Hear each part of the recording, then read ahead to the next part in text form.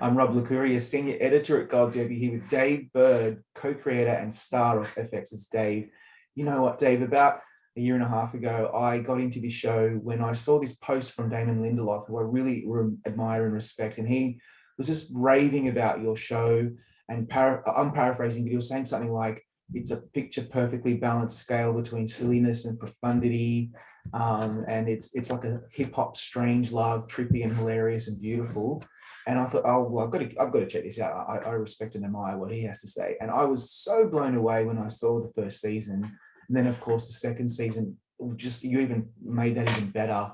What does it mean to you, firstly, to hear feedback from your peers, from critics and from fans who actually get what you're trying to achieve with this show? It means a lot. It's a relief, you put your heart and soul into it, and I'm still kind of like new to television. I've only been doing this for about 3 years. So it's a lot different than making a music video or a song. So, you have an idea of how you want your show to be, but really like you don't even know exactly until you see like the footage and how it all comes together. So for me, step one is like I have to satisfy myself. I have like very high standards that I get so unhappy if I don't meet. I think we meet them pretty often, and I feel like if I satisfy myself, then the others will, because my bar is so high, that others will probably like it too. So to me, it just feels like I'm doing the right thing when people say they like the show. Yeah, and I think the key for Dave, the series, is to get the tone just right, because you're balancing some really outrageous and sometimes often quite absurd concepts with the heartfelt and the profound that make us feel something for this guy and for the world in which he operates. So do you find that the most challenging part of when you're creating and writing this show, to get this tone just right? I think that isn't an unreasonable statement to make. Like in the writing process, yeah, I'm like a tone enforcer. There are certain things that like could be the funniest things in the world, but it's just like, for me, like my holy grail is realism. Like I just have to believe that something really could occur. Now, my life in general is pretty like kind of absurd to begin with in reality. And then it's not too unbelievable to make a particular moment like a little bit more heightened than maybe it would have happened. But it's like my holy grail is truth and honesty, and having that be ever present while like being emotionally like compelling, while being as truly funny as humanly possible, while like also like being a filmmaker. Like I don't think before I did this I ever like even considered myself a filmmaker, and now I feel like that's one of the first words I'd use to describe my professional life. So, and that very much is tonal based work. So tone is always top of mind over here. Like I think my writers get annoyed at the amount of times I say the word tone and slice of life. Yeah, I totally understand that, because this show could not work if it's too crazy, and maybe if it's not funny or crazy enough.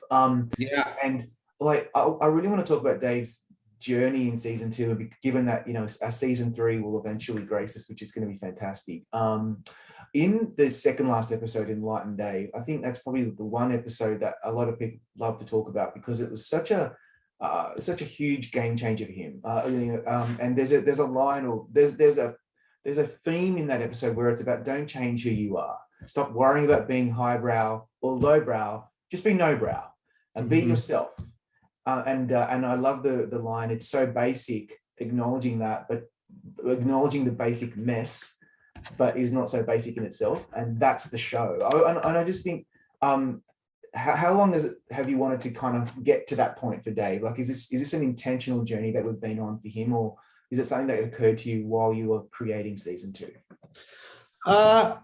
I think there's a fair amount of intention behind it, just in terms of I'm really, in reality, like I've been working on an album for 7 years now, and I'm still working on it, and it's only getting better and better, by the way. I have no regrets on the amount of time I've spent, but it's like, boy, have I had years where I've just been like overthinking and like being like, well, I need to do this, I need to be this way. And it's just like, at the end of the day, it's like kind of the antithesis of art is like hyper analysis. And that's unfortunately the gift and curse of my brain, so to speak. So that's kind of so inherent in who I am as a person and who I am as an artist. So I kind of like just naturally intentionally wanted to like lead it there. But yeah, I mean, even that episode was like, I'm definitely the most proud of that episode of all 20 that I've made, because it is the furthest from like my lane, like my comfort zone. Like I know I can make an episode that's like this great. Like I've seen myself do it. Like this type of episode I've never done. And I don't know if it's going to look like a big swing and like you didn't quite do it right, or like, you know, because it's just I don't have like the experience and like the validation of knowing I've done it before, which is how it was in the beginning of the show in general, anyways. But in doing it and feeling like it like met my own personal standards so highly, it's and really like the core of it was I was myself the whole time. Like I wrote that episode from a very like observant perspective, and wasn't afraid to like put like things that were like weird thoughts that you might not want to reveal like in there. So I think if anything, it just told me like you can go with your gut no matter what the style of filmmaking is, as long as you're being true to yourself, you're going to figure it out. Yeah, for people who haven't seen it, Dave goes to super producer Rick Rubin's house. He ends up having these trippy hallucinations, like a dreamscape. And it features this creepy, bald, near-naked version of yourself, I guess, representing your ego, or himself, I should say. And then you have this conversation with your ego, and it sparks this inner inspiration for Dave's creativity. What inspired the look and feel of that creepy alien looking guy that you had no eyebrows and no body hair and this kind of diaper on? It's kind of it's out there. Yeah, I wish I could like, I don't even know. It's just like that's one of those things that just comes from like really like silly writers' room conversations where it's like, you know, and as initially conceived, actually, his whole flesh was supposed to be testicle skin. He was supposed to be made of course of balls. But just logistically, it was just too much. There was already enough makeup to like have to deal with that whole day. So we kind of just scaled it back, and I loved it. And the crazy thing is I realized like I didn't even know what I was going to look like. So it was like hard for me to like envision how to play it as an actor without even having any, like without knowing like what this person's going to appear like. So I kind of like played it by ear, which is really the theme of the episode almost, you know what I mean? To like not overthink it. Like me as an actor in reality had to like take the lesson of the episode and apply it to like the most important scene to play that character. And which is like kind of the first time I've ever played someone other than myself. And that was my favorite scene to film by far of anything I've ever done, because I just love turning into that thing. Yeah, I think I've seen that episode like 4 times, and I always get something out of it. It's insane and in a really good way. Looking back throughout the season, episode 3, The Observer, is the bromance between Dave and record producer friend Benny Blanco, and that develops into something strange and intimate that I wasn't expecting. We see a side of Dave that we're probably not expecting, and I'm thinking physically. But it's just awesome. It's just a ridiculously funny and actually really meaningful episode about privilege and sexuality. What were you aiming for with that one? Well, again, truth is my sweet spot. So like I really am best friends with this guy, and we really do, when we're alone, like do things that are kind of like that would seem very bizarre. And like we like have this like very physical, lovey-dovey, like seemingly sexual relationship that's just like not sexual for us. Like we just like, and I just wanted to like understand like why like what's the sociological reason for why we're behaving this way. And like we talked about it in the writer's room, and we unpacked it. And it's like, it is a privileged thing to like, you know, like to like take a taboo thing that's like seemingly taboo in culture and play chicken with it because you really have nothing else to worry about. You know what I mean? And just like unpacking that and making it more than just like, you know, a bro-y, like whatever the hell it could be interpreted as. Like it had more like ironically observational traits to it that I really liked.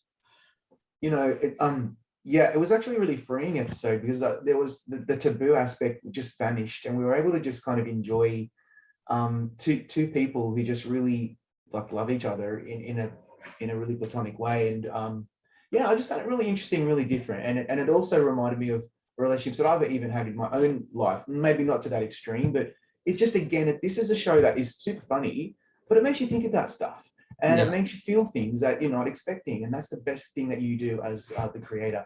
The other episode, I mean, they're all great, but episode 6 is, to me, honestly, Dave, a masterpiece. We follow this super compelling courtship between Dave and Doja Cat, of all people. I was crushed for Dave by the end, and I found it indescribably intimate and relevant for how we communicate these days. So what were you aiming for with that one? You know, just like totally had like a 7-year window in my life of online dating, you know, where it's like that I was so busy that, and it's just like, where do you meet people? Like, I'm not gonna like go to a bar and like, I mean, I don't know. It just felt like a more economical way. And I think a lot of people feel that way. That's why a lot of people online date. And it just like, it's just this whole like dynamic. And I just felt like I've never seen like, it's so present day, like that this is what dating has become. Like, imagine being like 80 years ago and you had to like bump into someone and like hope you see them again, like, you know what I mean, because there's no cell phones even. And I just wanted to really have something that was totally of the time and show like the modern disconnect of connection, you know. And it's like really like the entire like the budding romance that could have been was kind of like all blown up off of like a miscommunication, just because like you assume that like there's like certain like someone's doing one thing and you can't ever see it, and it's just all you assume certain games are being played, and it's like, no, it's all such a game with texting. And I just wanted to highlight that. Yeah, it's phenomenal. And finally, the season ends with, you know, Gator and Dave have a pretty you know, they've had a pretty interesting season, but they come to blows after being so solid. They're supposed to always be solid, the two of them, but it ends well because they're touring together and they're kind of like equals now as they move forward. Is that what we're going to expect for season 3? Well, you know, I don't even want to reveal what to expect. We're like right in the beginning of figuring all of it out. So I don't know exactly what footing people are on, and we're talking all of it through right now. But certainly, you know, we kind of had to like to make that last moment with our two, I think, you know, main characters feel like worthy of you had to like kind of make me be the villain for a lot of the season, which is something I wasn't used to. So like you had to like feel that what's the word when everything is release, but it's not the word. Catharsis. To make it all pay off properly, you had to like go through these struggles of like wondering like why is the relationship getting frayed, and which was not necessarily the easiest thing for me because I like being a likable, you know, protagonist, and but it just made it all pay off in the right way. And certainly when you come back to season 3, you will see me and Gata on the right footing as far as like we are back in our friendship, loving each other, and everything's all good.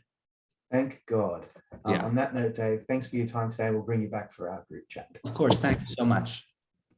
I'm Rob Licuria, Senior Editor at Gold Derby, here with Joe Wiseman, co-creator and showrunner and writer on CBS's Ghosts. Joe, you adapted Ghosts from the original British series alongside your collaborator, Joe Port.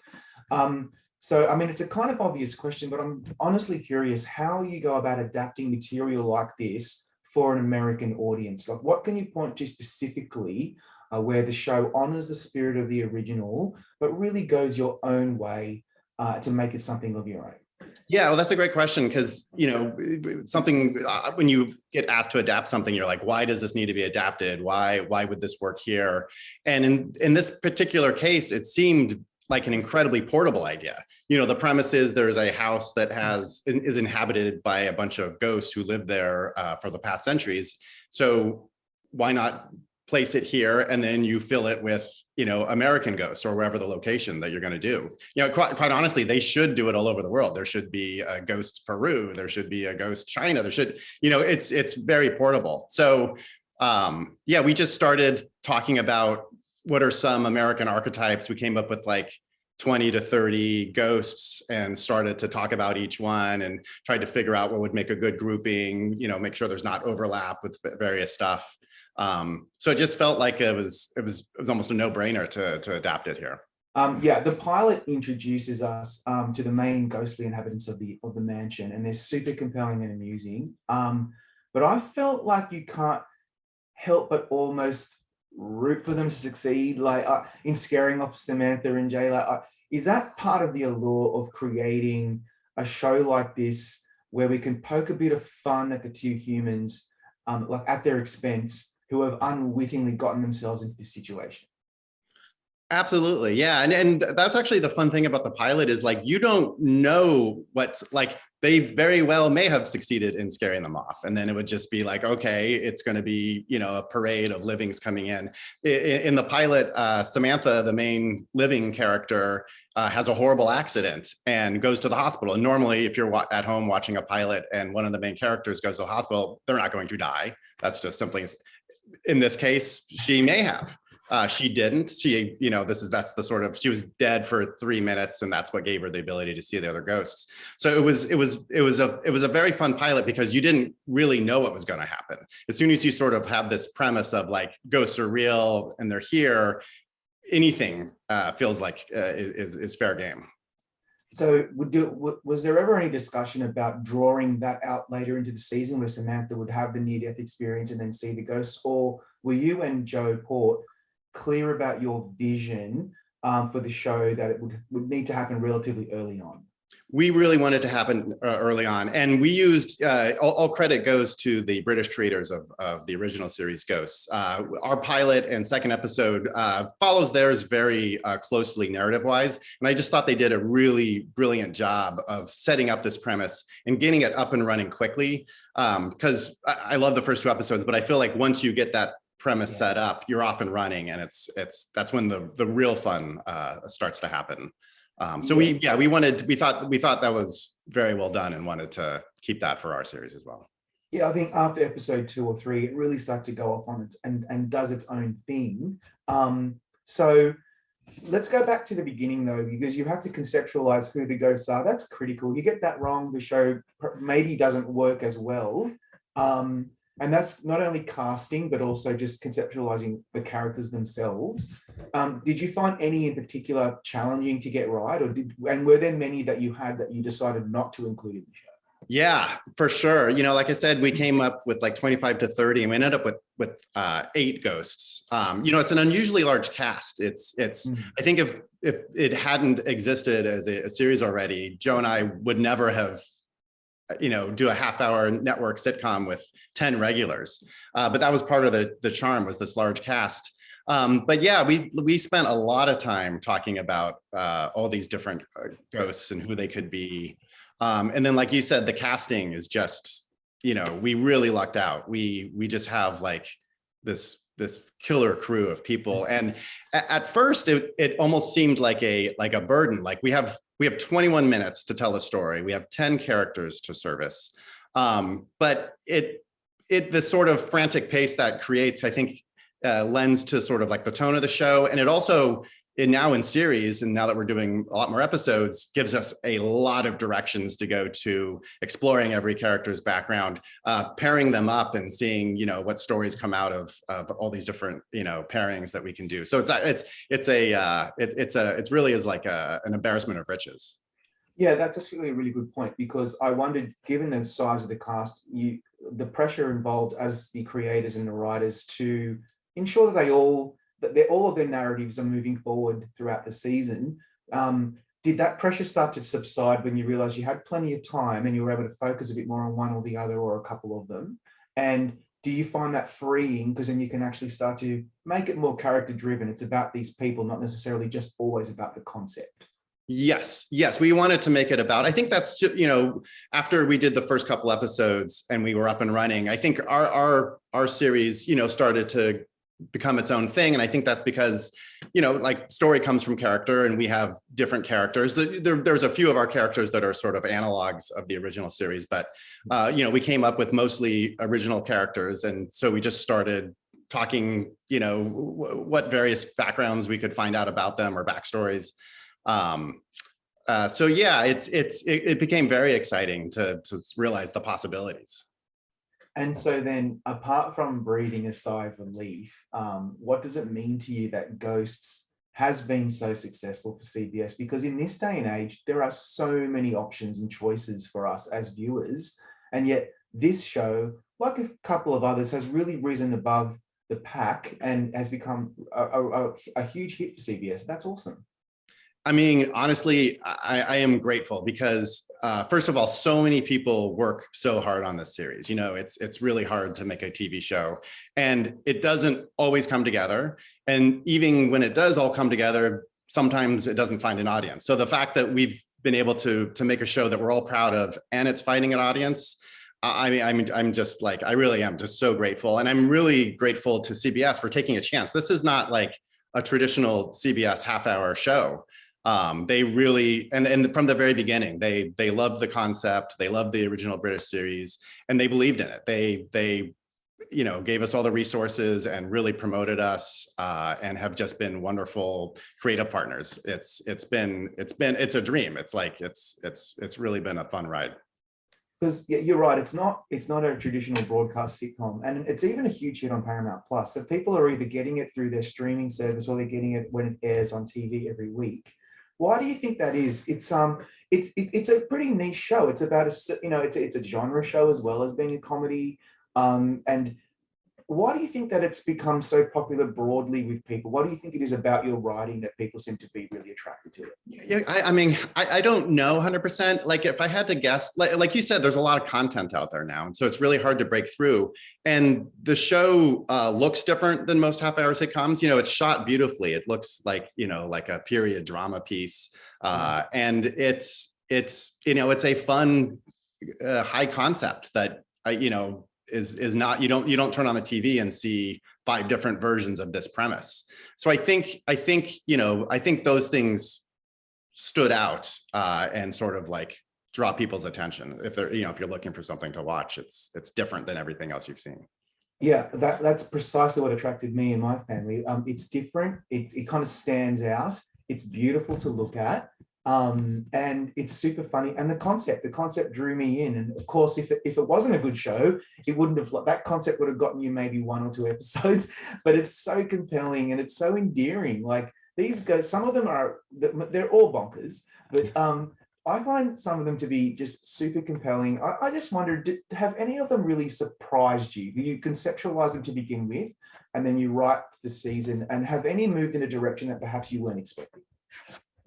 I mean, as far as being surprised, no, but we didn't like in the first season, the arc for Isaac, who's sort of our closeted Revolutionary War character, that became, we didn't plan that arc from the beginning, but throughout the first season, he would sort of like come to be comfortable with who he is to the point where in the final episode, he finally tells the British officer who we've sort of had a will they, won't they, how he feels, and in a few episodes before that, he came out to Hetty, the matron of the house. Yeah. And so that just sort of happened organically. I think it was, we did, because the character was trapped in the past, we were able to do maybe some anachronistic closeted jokes that, maybe haven't seen in a while, and it made sense for that. But I feel like we were getting sick of writing them. And I think Brandon Scott Jones, who plays Isaac, was also getting, so it's sort of like, okay, well, maybe this is an opportunity to give this character, this person who's been closeted for over 2 centuries, and let him sort of have this win without fundamentally changing who he is. He's still pompous and full of himself. And now we have like a fun relationship to sort of explore in season 2 and hopefully beyond. Yeah, and that makes us care about these people. I think fundamentally that's super important to keep us engaged. Joe, it's a great show. Congratulations on some really beautiful work, and we're going to bring you back for our group chat shortly. Oh, wonderful. Thank you so much. I'm Rob Licuria, Senior Editor at God Derby, here with Tracy Oliver, creator, writer, and showrunner on Amazon's Harlem. Tracy, this show explores the ups and downs of professional and personal relationships. That's really what resonates with me most of all. Life within a faculty, culture, this woman's existential crisis in making her way through the world. So why did you decide to call the show Harlem? Well, we kind of debated it, but the reason I landed on Harlem was because I kept seeing all of these shows set in New York, and then a lot of people of color were kind of gentrified out of the shows on air. And so I am thinking about, okay, what's the New York that I lived in and that I loved? It was Harlem. And it just had like such like a cultural impact for me, like the style, the music, the people, everything about it has a rich history. And so when you say like you live in Harlem or you're from Harlem and if you just say the word Harlem in New York, it has like a connotation to it that just gives a lot of people joy. And so I couldn't think of another word that really captured the essence of the show more than using the city itself. So that was kind of the reason behind it. Yeah, it's almost like, I mean, it sounds kind of cliche, but it's almost like the fifth character in the show, because it really is about the place as well as the four women particularly. And I found that really interesting. Obviously, I don't live in Harlem, so I just felt like it was really immersive about the time and place as well. So Harlem centers on four women played by Megan Good, Grace Byers, Shanika Shande, and Jerry Johnson. Good in particular is a fascinating choice. She plays a central character, Camille, and she's going through her own struggles with her boss and with her ex who's played by Tyler Leckley. So I'm just curious, talk us through the casting of the four women. You get one of those wrong, the show's not going to work, right? And particularly for Camille, she's a central character. If she's not quite right, the show's going to struggle. So talk me through that challenge and the pressure of getting that right. Yeah, I mean you're exactly right. In those ensemble comedies, the casting is everything. I mean, it was similar with Girls Trip, but you just have to nail the chemistry between everybody. And if you don't, like the show doesn't work because you have to buy into the friendship. And so with Megan, I'll be honest, I never imagined casting her as Camille. In my mind, I had like an idea of I didn't have a specific actress in mind, but I had an image in my head. And that's what's so beautiful about casting is that sometimes an actor will see something that you didn't necessarily see. And then when it comes together, you're like, oh, I get it. So Megan had actually reached out after reading the script and said, I know I could do Camille. And so I was like, well, you know what? I didn't see that, but let me meet her. And I'll tell you my bias. Megan is clearly drop dead gorgeous and known for that. And so I was kind of like, is she too pretty? Is she gonna be relatable? Is she gonna be able to tap into this like quirkiness and awkwardness that I like visualize with the character? I'm not sure. And then when I met her in person, she is so much more like Camille than where she's been put in this box. And so she was like, you know, I'm kind of wanting to do comedy and wanting to break out of just doing stuff that I can be like the love interest with a pretty face. I want to do something that's like more like my real personality. And we just vibed because she's just like kind of an awkward person in life. And so I was like, oh, wow, now I see it. And then from there, I just wanted to give her like the locks and give her a different look than I'd seen in any other show or movie that she'd done to kind of just introduce her in a way that we hadn't seen Megan Good before. But the challenge with that is, you know, people do have their ideas of who she is. You know, when you've been around since she's a child actress, like when you've been around for that long, it's hard to reinvent. So we put a lot of like specifics into the wardrobe and the hair, and she's never dressed like that on screen and done a role like this. And I just thought she fell into it really, really well. And then with the other three, we did like a Kim read and they just loved each other immediately.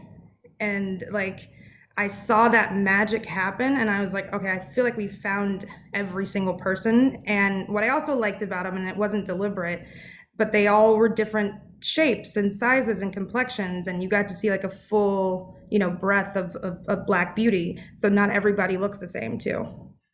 100%. And you used the word awkward before, and I think it's Megan's awkwardness that I find so endearing, because she is stunningly beautiful and so engaging, but there's something about her awkwardness that makes her endearing, then which also then is a part of the reason why the show can be so funny. And I think that's a huge part of this show for you, I would expect, would be to work out when to dial up the funny and when to go back to the more dramatic elements. Did you find that shift back and forth between those particular tones difficult to get right? That is a good question. It's always a challenge. And I would say that every single thing I've done is a dramedy. I think that with varying degrees, something will be more comedic or more dramatic, but I always kind of try to straddle the middle. And that's purely because I feel like that's life. Like, even when you're having a good time, it can be rooted in something painful. Like, you could be coming out of a breakup and going out to go clubbing, and that's what we do in the show. Or you can, the opposite is true too, where like you can be going through it and then someone tells a funny joke or something really crazy happens, and that kind of like disrupts the dramatic moment. And so for me, it never feels authentic to just live in a broad space in that way, because I want to be able to tell like the full scope of stuff that I go through. And a lot of my life is fun and funny, and some of it is kind of like dramatic, and you're dealing with family issues and you're dealing with breakups and all that stuff. And so I just want to be able to tonally be able to accomplish everything. But yeah, it can be challenging because you're always trying to figure out, is this going to throw the audience that this episode is a little more dramatic and the last one was super broad. So, and I have to, give it up to Donald Glover. I think when I saw Atlanta, that was the first time I really felt like in the comedic space, someone just threw tone to the wind. And it was just like every single episode to me felt like a different thing.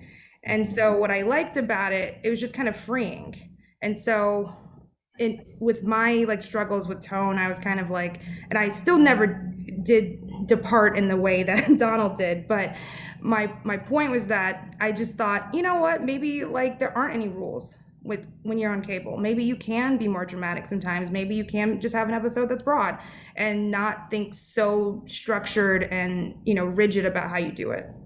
Yeah, absolutely. That totally makes sense. And it reminded me of Atlanta and The Chair and Insecure, Mm-hmm. and shows that just there. This is a super character-driven show. Speaking of, and now I'm being slightly facetious here, but you had the audacity, after writing a super successful movie, Girls Trip, shepherding your own stylish, beautifully written comedy, and then you managed to get Whoopi Goldberg.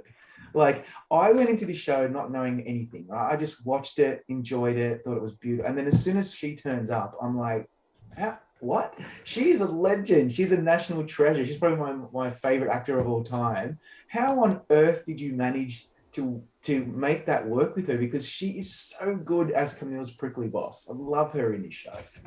She's amazing and does it so effortlessly. And when I was thinking about that character, because I was like, who would be my dream cast? And so I thought, Whoopi Goldberg, but she's never going to do this.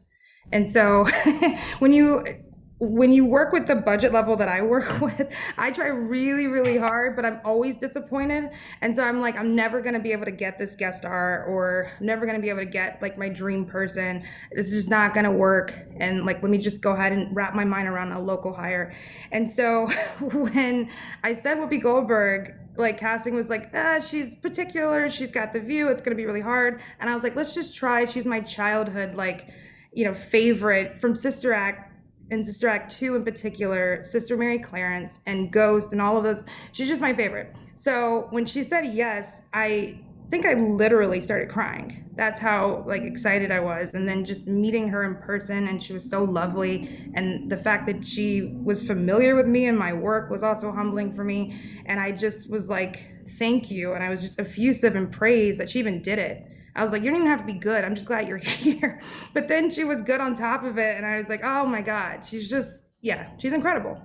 She's incredible. She's intimidating. She's larger than life. Yeah. And it just adds this extra element to the show that I wasn't expecting and really enjoyed. Tracy, thank you for your time today. Congrats on an amazing first season, and we'll bring you back for a group chat shortly. Okay, great. Thank you.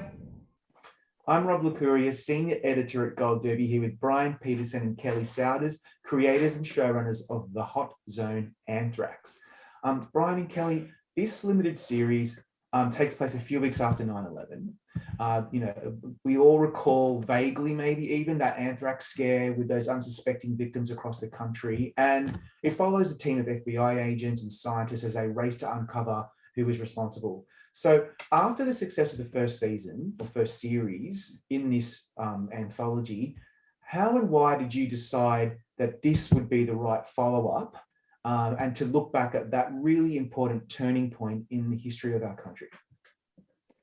I think I'll jump in really quick. Yeah, go for I it. think, you know, one of the things we loved about the first season is that it was a bit of a procedural, a bit of a horror story, but it really, at the end of the day, was a character study of these people caught in this impossible situation. And what Anthrax gave us was another one of those situations. The character of Bruce Ivins, who's the alleged perpetrator, spoiler, is just a fascinating person. And then pairing him with Daniel Day Kim's character, who is an amalgamation kind of so many different FBI agents who followed that case and worked really hard, tirelessly, give us an opportunity to do the kind of character work that we love to do. Sorry, Kelly, jump in. No, that you covered it. Yeah, it's so this is what I love most about it. This is what I wasn't expecting, because it could have just been another procedural about what the Anthrax is and how it got out there and how the perpetrator was captured, and that would have been fun. I still would have been totally into that, but this goes another level because it transports us back into that really, really paranoid, panicked, high tension mindset that permeated American life after 9/11. And we've almost forgotten about what that felt like, because it's, you know, such a long time ago now. But we all lived through it. I mean, I just wonder, it was so jarring and unsettling as I got into the story. Was this obviously one of the huge priorities for you, Kelly, to really drum that home, that was something that was driving everybody behind the scenes to make sure they could find this perpetrator? Yeah, I mean, obviously, you know, as a showrunner, you're just praying for drama to just sort of fall into your lap, and that was one of the things that was appealing. But then we also had such an incredible group of people working with us. You know, Dan Percival was our director of the pilot, and we had an incredible art department. I mean, just across the board, and everybody wanted to make sort of to just make it so visceral that when you got into the show and you turned it on, you could feel the tension, you could feel the fingers pointing in every direction and the paranoia. And so really across the board, our cinematographers, I mean, just in every department, we constantly were talking about the tension and the stress and what it was like back then, which, you know, some people didn't experience at all, or they don't remember it. And we wanted to transport people the second they, you know, tuned in. Yeah, because Brian, it's a really good moment in time, like slice of life of what was going on at the time, and it's both of you have presented, you know, your idea as to why we all got into this mess with Iraq and Afghanistan and what was going on at the government level, and how they were so desperate to blame this on Iraq so they could then go in and do what they wanted to do. So that political element was really unexpected. I did not see that coming. And so was that particularly interesting for you to capture that in the 6 episodes? I think what we did is we read so much, because this didn't come from one source. We kind of needed 3 different sources from every single aspect on the show. And anything that, when we were doing the research, we would instantly text each other like, oh my God, did you know this? You know, something that we didn't know, we were like, that's got to be a part of the story. And actually that political thread kind of took a back seat, because it was really about the characters and the FBI search. But so much of what we uncovered in our research from multiple sources was pretty surprising to us, even though we all lived through that time. But, you know, it's one of those stories where we all knew the beginning, but none of us really remembered the end, because the resolution didn't come for almost 7 years, even though we, of course, collapsed that. But in reality, the resolution didn't come for 7 years. And then it was kind of, by that point, you know, we were at war, and there were so many other priorities in the country that it was a terrifying time. Yeah, it seemed to have just disappeared. I had no idea what was going to happen, because of course I remember the attacks, but I don't remember anything else, because everything else kind of just seemed to dissipate as we looked at things that were way more pressing.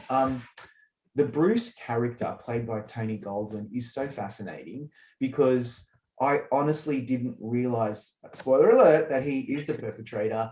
It takes some time to get there. And I thought he was just a loud, cocky scientist who's going to be the hero. And of course, that's what he thought he was and wanted to be. And that's part of his psychology. But he ends up being completely unhinged and dangerous.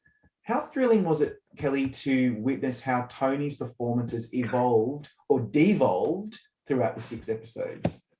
I mean, I mean, that's kind of what you live for when you're doing this, is to get the footage in and get goosebumps. And that was certainly, when we were watching Tony and his performances coming in, that's really what was happening, just, across the board at all of us. And, I mean, it's a fascinating character, and we very much wanted to represent him in one way in episode 1. And if you watch from episode 1 to episode 6, it's like 2 different people, but we also wanted to like ground it and not make it seem insane, because I think that would be a disservice. And I think Tony really approached I mean, he's just phenomenal, but he really approached it the kind of the way we did, which is like, how do you get at the most human side and the most human aspects, so that you can find yourself relating, and then suddenly stepping back and going, wait a second, I'm not supposed to be able to relate to that, or I don't relate. I think we wanted it to constantly be shifting and moving, and for the audience to be as curious about Bruce as we were when we were reading more and more material. And there's so much we left out because we only had 6 hours.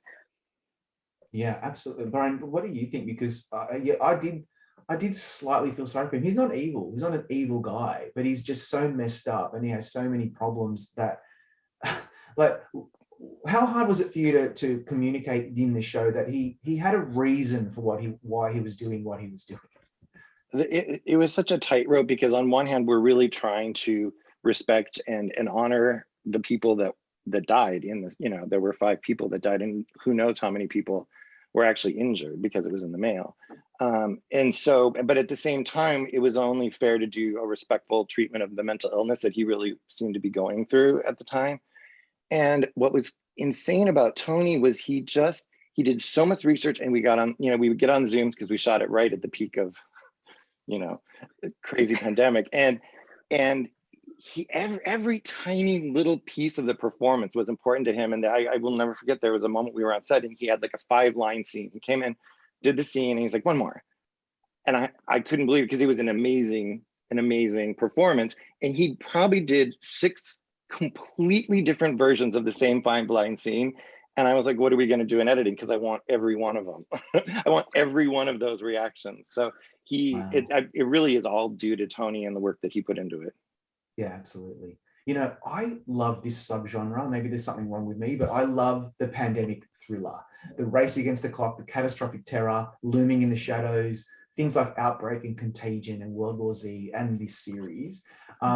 So that, and I think you guys did a really good job with the pacing, and it's frenetic and nail biting. So that begs the question: are we ever going to see a hot zone COVID-19? Like, is that something that might be on the horizon? Either of you. We've had that question a couple times. It feels a little new. It feels a little, it's just a little fresh, but you never know. Yeah, fair enough. Okay, I was hoping you'd say, yes, we are going to do that. It's all going to be about masks. So, and finally, just briefly, there's a lot of technical detail that the FBI agents have to discuss when profiling a culprit. How hard is it to get that level of authenticity? Do you have to bring in a lot of consultants? Right. With both of the seasons, we brought in some just fantastic consultants. The first season on Ebola, and this season we had a great FBI guy. We had a medical. We had people that had been on the ground, and so that's why sometimes it looks a little scrappy, but that's what it was, Yeah. And then we had to give it to Daniel Day Kim and Dylan Baker, who are like, spewing all this FBI talk, so to speak, and managing to make it feel real.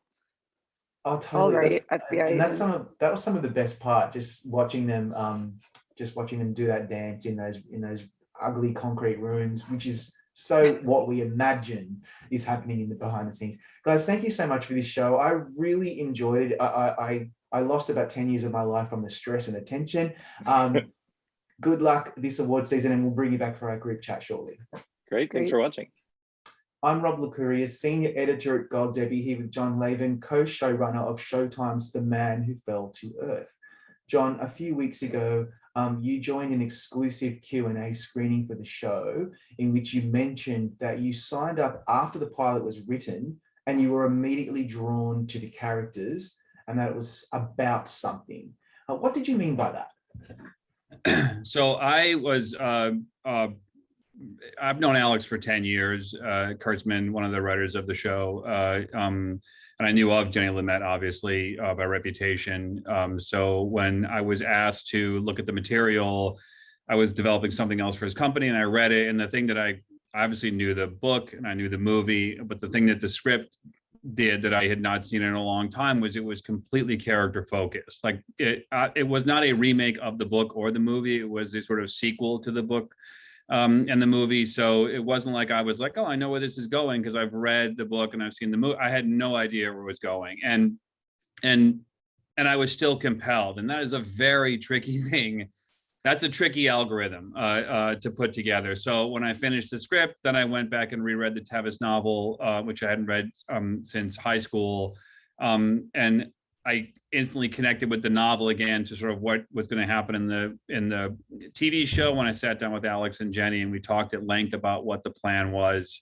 It changed about 1 million times, but at least initially when we talked about, okay, this is the direction the show is going, it still felt very, very character focused. And I think that is the thing that what it surprised me, even in breaking the show and then in making the show, was how we would continually talk about what characters were doing. And as Alex said, put orange cones around kind of typical or cliched plot moves that we'd all seen 1 million times, and to avoid them at all costs. It's a very tricky algorithm, and if I do say so myself, I think we achieved it. At least as I'm watching it now with my wife, who had never seen it, on Sunday nights.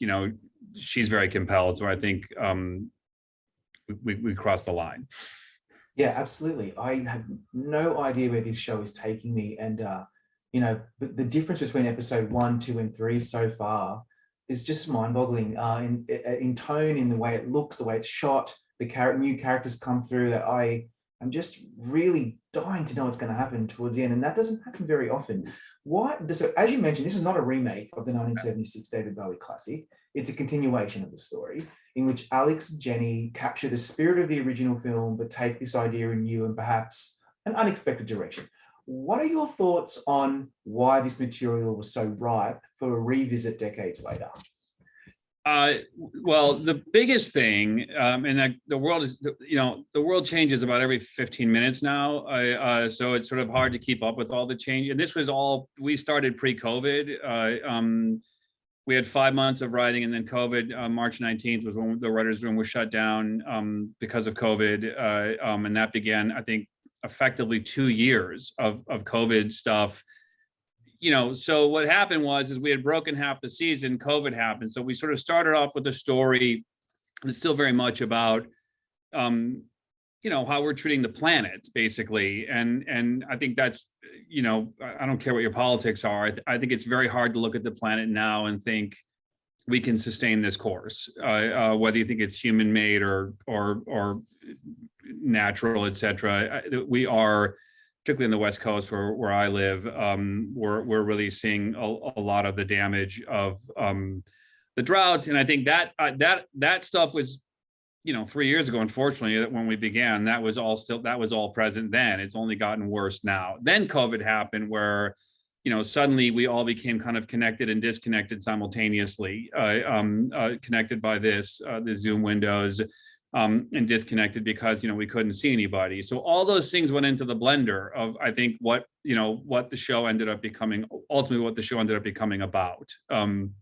So it really was sort of like, oh, what is happening in the world and how can we filter that into our story without making a show that sort of take your medicine? Yeah, absolutely. I haven't seen a show like this that has this sense of urgency about climate change, but rarely the words climate change never come up that I've seen so far. And it feels like the stakes are super high, and they really are. And I think that's what I really, really responded to so far in watching this show. Also, the premise is effectively that the future of the Earth is in the hands of this alien who arrives here in a pivotal moment in our history. And the alien Faraday is observing humanity and slowly starts to adapt to how we behave. And I'm curious as to what you think the show is trying to say about us as human beings. I mean, it's besides Alex and Jenny who created it, and there were 5 writers in the writers' room, including myself. Every one of those writers had a different point of view about that very question, because every writer we had was from a different socioeconomic background or different gender, et cetera. So we all kind of tried to approach the Faraday character as sort of, okay, well, if he's absorbing this information, how is it being processed and then put back out into the world? Well, at the same time, you know, we have to tell the narrative. The first rule is entertain. Like I said, we were hyper careful about don't make this show about taking your medicine. That's why you don't hear climate change. Don't make it about, well, let's ramrod our politics. I shouldn't say it. So it's not even our politics, if I'm being honest. It's like, let's not ramrod our point of view about what's happening down everyone's throat. And also, it's not entertaining. I mean, it is maybe if Aaron Sorkin does it, because he has a certain way he can do it. That wasn't the story we wanted to tell necessarily. So, you know, for us, it was a constant sort of like, what can Faraday reflect in this? Now you see in the pilot, he starts off, obviously he lands as an alien, then they cut to where he's going to end up. And it was by definition, it's supposed to be very different. Like he's arriving in one way and was always to us, well, what if Steve Jobs was an alien? Like if you look at these people in the world who have really turned the world, I mean, you almost can't even think about the world anymore without an iPhone or without some kind of smartphone. It's almost, and so that's a world-changing event. And we started thinking, okay, well, what if, you know, the idea was, well, what if Steve Jobs wasn't human? What if he had come from somewhere else? Because he brought this kind of big turn. Edison, I could name a few more. There's sort of people that have made the big turn, Martin Luther King Jr., et cetera. We went down the line and went, okay, well, if we looked at those people, where would those people have started to learn how to become human, to then learn, as he says in the pilot, as Bill Nighy says, as Newton, I'm going to make you into the God they can't deny. Because part of the iPhone sell was Steve Jobs. It was the black turtleneck and the jeans and the way he did his presentations. It was, yes, the device was sort of crazy. It changed, you know, you could sense right away you were at a world, but it also was delivered in a way that, you know, there's a lot of people, if you Google it right now, there's a lot of people that are offering a lot of different choices on how to help the climate, but it took someone like Elon Musk, love him or hate him, you know, to put something out into the world that suddenly people are like, oh, hey, it's cool to drive an electric car now. You know, there were electric cars before the Tesla, but he made it cool. I think what we realized the long way around the horn to answer your question is, in order to get humans to kind of take their medicine, you got to deliver it in a very cool package. Yeah, absolutely. And it certainly is that. Obviously, you're a writer on the show, but what do you bring to the table in guiding and shepherding and supporting the creative vision for the show as the showrunner? The job is different for everyone. In this particular case, since I didn't write the pilot, my job was to sort of put my shoulder down and push forward and push the writer's room, bring a bunch of ideas out, break those stories, present them to Alex and Jenny, get approval on those, re-break them, you know.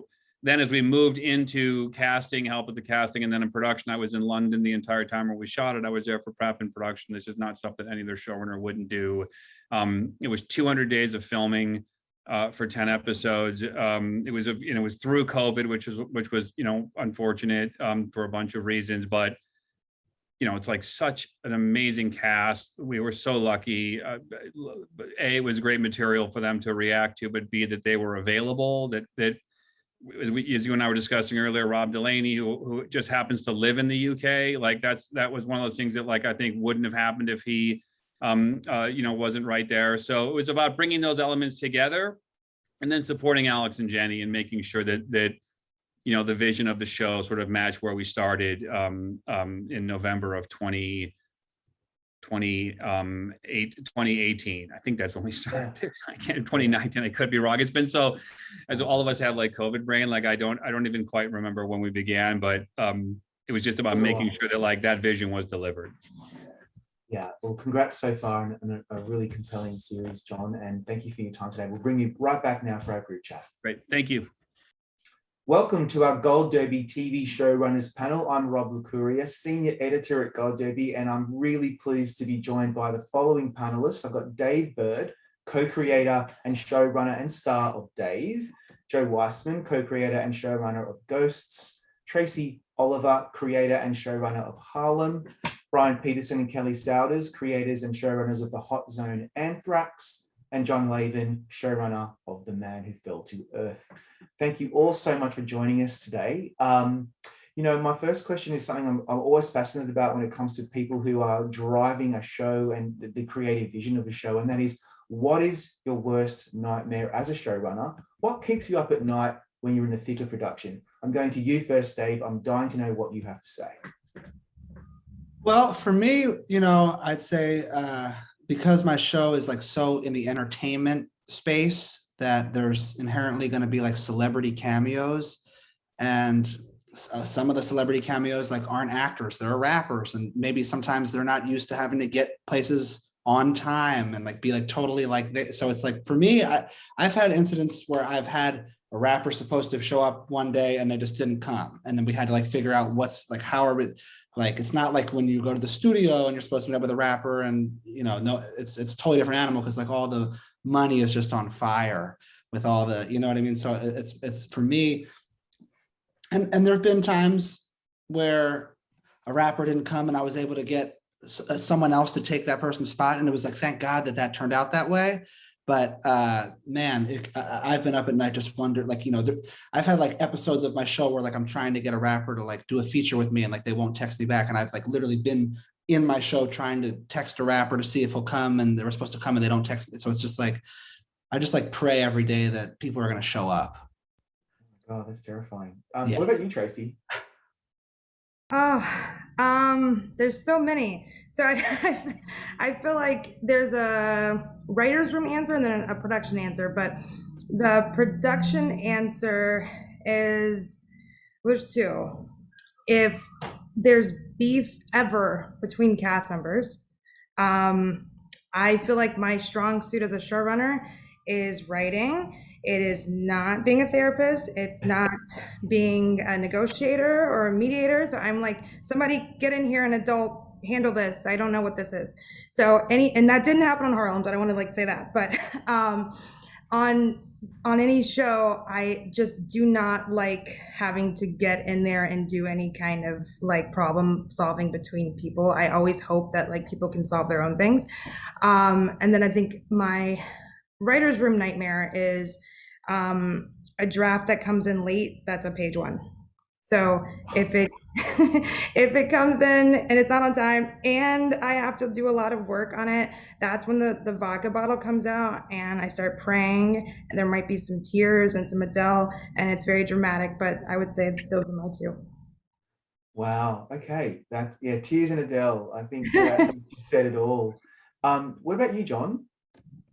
The biggest challenge we had was trying to dodge COVID in the middle of COVID, because we were on a pretty tight schedule in terms of the amount of time we had to move directors in and out, and it was a big production, and you know, locations were incredibly expensive in the UK at the time we were there. So just trying to keep COVID protocols in the grand scheme of what's going on in the world today, it's a rather small thing. But at the time when we were making the show, just trying to make sure no one got it, that if someone got it, they weren't terribly sick. And if someone got it was one of our leads, one of our series regulars, or was exposed to it, could we possibly reschedule around, because we just could not afford to take days off necessarily. But as a writer, Tracy, that was like triggering what you just said. And so long, like getting that late draft that you're just like, holy moly, this is going to be a ton of work. And if it's a late draft that also backs into a production start, I don't write well fast personally. Like it's like I like to put a lot of coats of paint down. That's sort of the way I like to do it. So if someone hands me something late and it's not good and I don't have the time to get a lot of paint on it, it is incredibly stressful. God, yeah, it is super triggering, actually. Joe, what about you? Are any of these ringing a bell for you? Oh, they all ring true. Yeah, for me, so, you know, production is a conveyor belt. And once you start that conveyor belt, it's very expensive to stop it if it's not a planned stop. So to me, the thing that keeps me up is what the future stories are. If we know what the story is, 5 episodes ahead, I'm worrying about what that 6th one is. I literally fall asleep going like, what is that episode going to be? So like, in the writer's room, we have, 201, 202, and all the way to, and it's the ones that don't have a card underneath them haunt me. Like it's my worst. That's my worst nightmare, for sure. Stories, future stories. Brian, what about you? What keeps you up at night when you're in the middle of production? I think, it's kind of been touched on, but we were lucky enough to be on a show for 9 years that had this infrastructure and this common language. And when you're doing a limited series, to hit the ground running with everybody from the network to the studio to your actors and your cinematographer and your directors having the same language, so that you hit the ground running and you all know what you're talking about. It sounds a little crazy, but what you're actually shooting and the tone of what you're shooting, because nobody's seen it. Nobody has a mental picture in their head. Everybody's got a different mental picture of the screen in their head of what that's going to be. And it can get really, really tough if people aren't on the same page or don't have the same enthusiasm, because, if you're on a show forever, it's this big family. And, you come into a 6 episode, it's hard to like get up on the horse and get this amazing enthusiasm when, you already have your next job booked. So being the cheerleader for everybody is a big part of the job. Sorry, Kelly, go ahead. Well, after listening to this, I think I'm gonna like open a 1-800 line from like 3 in the morning to 5 in the morning. So we can all get on and talk about whatever's going through and keeping us from sleeping.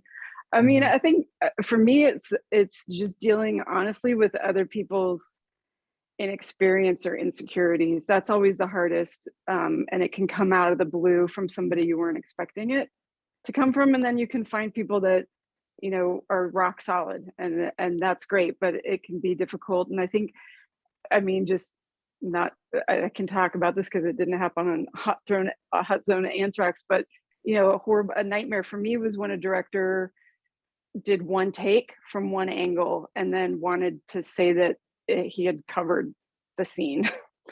And so it's little things like that you could never in a million years expect, and they show up every day. But at the same time, it's kind of, I think, why we all do it, which is like, I always say I do this because I would be bored doing anything else. And the challenges are, even if they're nightmarish, at least they keep you on your toes.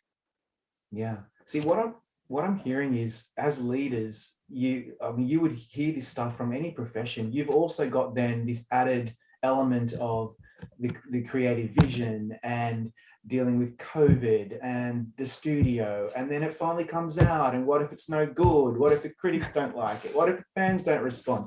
And you're all in this position now where you've managed to get over the line and people love it and it's successful, and now we're talking about perhaps maybe even chances for awards and accolades. Like, so congratulations, you all made it. So the main question that I love asking people in your position is, what inspires you? Because I have my lists, but I just wonder, looking back over the years, what series or film would you say has most moved you and inspired you that you could watch over and over again? I'm going to go to Brian first. I'm curious to know, the guy who's bringing us all these insane pandemic thrillers, what do you love? Honestly, it's recent and it's a little cliche, but it really is dear to my heart. Schitt's Creek blew through a world as a gay man that I didn't, gay was not taboo. And it just blew the doors off what I think I can go right now, because I was told in grad school, I was told all along, the only way you can have a gay character is if they're a criminal or a minstrel. And I just love that we live in a new world now that's been opened up because of that. Yeah, I hear Schitt's Creek all the time. And a lot of people discovered that obviously when it was streaming on Netflix, but yeah, it went out with a bang, absolutely, for sure. What about you, It was Kelly? amazing. I'm going to give two crazy could not be more opposite ends of the spectrum, but Apocalypse Now was probably what got me into film to begin with, and just how around every corner you can't see it coming, unless of course you've read what it's based on, but even so. And then Field of Dreams, I know, and I'm gonna get a million calls after this, but every time it's on, when I am skimming through, I cannot stop watching it. I just can't. I think because it somehow, I don't know, it creates this world of wanting to believe in something that I think the fact they were able to do that with just like a field and a farmhouse. I don't know, there's something about it. Maybe, I know I'm gonna get a couple calls though, I know, after this. I love both those movies. Those people who criticize Field of Dreams, they need to sit down, because I remember where I was the day I watched that. I was like 7 years old, and my dad bought it back on a video cassette, and I'm like, this looks really dumb. I remember being a kid thinking, no, Dad, I don't want to watch this, but we've now seen it 50 times, so I get it. I totally get it. Joe, what about you?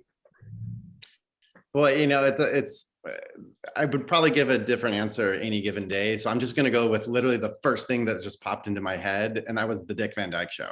And that was a show that I loved as a kid. And then whenever I've seen episodes as an adult, it still holds up. And it was so innovative for its time. And so it's what I love in a comedy. It's character based. It's relatable. I don't know. And so I feel like I just think it's really impressive what that series did so long ago. And I still love it. That's a good answer. Of course, that's a classic. I need a TV writer. Of course. And now look, TV writer as hero is. I mean, come on. We shouldn't be surprised. What about you, Dave? I probably the thing that came into my head is The Big Lebowski, and more broadly, I would say just like the Coen brothers, probably just like their ability to. The fact that those guys can make No Country for Old Men and The Big Lebowski, they can just do so, I've never seen someone be so aesthetically, tonally elevated and then so incredibly funny at the same time, more than them. So they're kind of my role models, so to speak. Yeah, I know. And Tragedy of Macbeth just came out they're amazing. They really are absolutely amazing. Tracy, the second thing that came to my mind was Raising Arizona. That's that is gold. Yeah. Let's just do a whole session just on the Coen brothers work. We could be here all day. Tracy, sorry, what inspires you the most, and what do you love watching? Slightly different from the Coen brothers, but I would say When Harry Met Sally was probably this very defining movie for me. And I think the reason for it, I thought it also was ahead of its time. I just thought the dialogue was so sharp and witty and just really captured what it meant to be to young adults in that time period, and yet still works for today. So I always kind of go back to it just because I think the writing is so brilliant, and I fell in love with New York and those characters. And that's even one of the reasons I romanticized New York and moved there after college. But I love that movie. Yeah, isn't it funny how that movie still holds up today? It hasn't dated at all. There's just something so universal about that screenplay. Beautiful movie. John, what about you? The first movie I ever saw in the theater in my life was Annie Hall with my dad when I was 10 years old, which is not a movie for 10-year-olds. But I think what I've discovered, I write a lot of drama, but what my wife and I, which is who I watch all my TV with now, we always unwind with comedy. So it's so great for me to have Joe and Dave, because I've seen both of your shows, all of the episodes. I remember, Dave, when I saw the promos for when it said Dave and you were sort of peeking out of underwear, I had no idea who the character was. I didn't know. I had literally zero idea. And my wife's like, let's check it out. And I distinctly remember going holy shit, this is amazing. It was completely far afield, I think, of what I was expecting based on the promotion. So I think my favorite thing is to be surprised like that. Because that's both of your shows, and I apologize for the rest of you. I haven't actually done the deep dive on your stuff, but I have literally seen both of your shows, each episode, more than once. And it's for me, when you do drama, personally, I don't know if the other drama people on the call feel I always want to unwind with comedy, because I don't want to sit there and because I'm always worried my work will compare less to other dramas, so I don't want to feel that way, but also because it's just such a joy to sit there and plug into those shows and laugh and feel, etc. The other stuff. But really, I think the craftsmanship of both of them is really high. So thank you. Thank you. Oh my gosh, thank you so much. Yeah, I hear what you're saying. I totally get it. Comedy, there's a real place for comedy on our TV screens these days. In the last panel I did for Showrunners, Amanda Pete, one of the showrunners, she was also talking about how Dave inspired and moved her as well. I hope you all get to watch each of your works, because I've had the best time in the last couple of weeks really deep diving into all of these shows, and I'm such a fan. I think you guys should be so proud, and I really wish you all the best for your upcoming seasons and of course this award season. Thank you so much for joining us today, and good luck. Thank you, guys. Thank you. Thank you so for much. doing